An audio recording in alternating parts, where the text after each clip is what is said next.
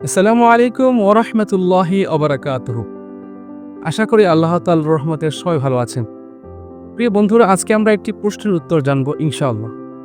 প্রশ্নটি হলো, চরমোনাই কেন আওয়ামী লীগের সাথে নির্বাচনে গিয়েছিল? এই প্রশ্নের উত্তর দিতে হলে আমাদেরকে ফিরে যেতে হবে ২০০৮ সালের নির্বাচনে। ২০০৮ সালের নির্বাচনে বিজয়ী হয়ে আওয়ামী লীগ ক্ষমতায় আসে।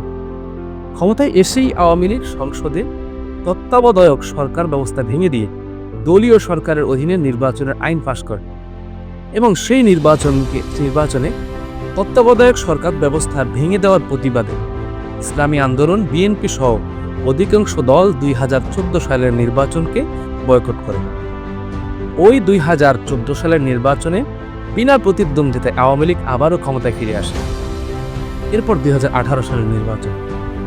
সেই নির্বাচনে শেখ হাসিনা সকল রাজনৈতিক দলগুলোকে সুষ্ঠু নির্বাচন দিবে বলে আশ্বাস দেয় এবং নির্বাচনী সংলাপের জন্য রাজনৈতিক দলগুলোকে সংলাপের জন্য গণভবনে দাওয়াত করে এবং ওই দাওয়াতে বিএনপি সহ প্রায় সব দল শেখ হাসিনার সাথে বৈঠকের জন্য গণভবনে যায়। ব্যতিক্রম শুধুমাত্র ইসলামী আন্দোলন, চরমোনাই পীরের দল। তারা বলে, নির্বাচনের সংলাপ যদি করতেই হয় তবে সেটা হবে নির্বাচন কমিশনের সাথে, এবং ইসলামী আন্দোলন বাংলাদেশ শেখ হাসিনার সঙ্গে কোনো ধরনের বৈঠক করেনি। কিন্তু দেখা গেছে শেখ হাসিনা ওই নির্বাচনে দিনের ভোট রাতেই শেষ করে ফেলে, যার কারণে সব দল নির্বাচনের ফলাফলকে বয়কট করে। দেখা গেছে ২০১৮ সালের নির্বাচনের ফলাফল বয়কট করার পরেও মাত্র ৬টি আসনের লোভ সামলাতে না পেরে শেখ হাসিনা সংসদকে বৈধতা দিতে ৬ জন সংসদ সদস্য শপথ বাক্য গ্রহণ করে এবং এরই কারণে এই কৃতজ্ঞতা প্রকাশ করার জন্য আওয়ামী লীগ তাদেরকে একটি মহিলা আসন থেকে আরও একটি আসন দেয়, যেটিতে শপথ পাঠ করেছিল বর্তমানের সবচেয়ে সমালোচিত বিএনপির মহিলা নেত্রী রুমিন ফারহান।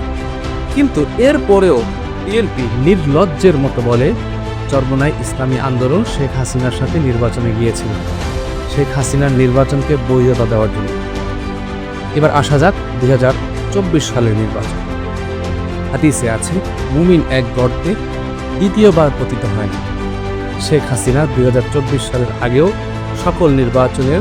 সকল দলগুলোকে নির্বাচনে অংশগ্রহণ করার জন্য আহ্বান করেছিল, কিন্তু পীর সাহেব চরমোনাই এর দল সহ দেশের অধিকাংশ দল ২০২৪ সালের নির্বাচনে অংশগ্রহণ করেনি। অতএব যারা বলে পীর সাহেব চরমোনাই শেখ হাসিনার সাথে নির্বাচনে অংশগ্রহণ করেছে, তাদের উদ্দেশ্যে আমি একটা কথা বলতে চাই।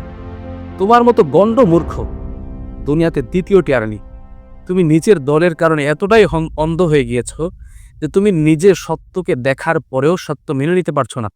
যেমন মুহাম্মদ সাল্লাল্লাহু আলাইহি ওয়াসাল্লামের জামানায় মক্কার কাফেররা মুহাম্মদ সাল্লাল্লাহু আলাইহি ওয়াসাল্লামকে সত্যবাদী, সত্য নবী জানার পরেও তারা মেনে নিতে পারেনি। আল্লাহ তাআলা আমাদের সকলকে সত্যকে মেনে নেওয়ার তৌফিক দান করুন, আমিন। এরকম ভিডিও যারা পেতে পছন্দ করেন অবশ্যই আইডিটিকে ফলো দিয়ে পাশে থাকবেন।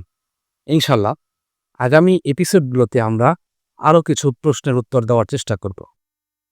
আপনারাও কমেন্টে বলতে পারেন কোন প্রশ্নগুলোর উত্তর চান, এগুলো জাতিকে জানানো দরকার, যাতে মিথ্যুকরা সমালোচনার সুযোগ না পায়। শেষ পর্যন্ত থাকার জন্য ধন্যবাদ। আসসালামু আলাইকুম ওয়া রাহমাতুল্লাহি ওয়া বারাকাতুহু।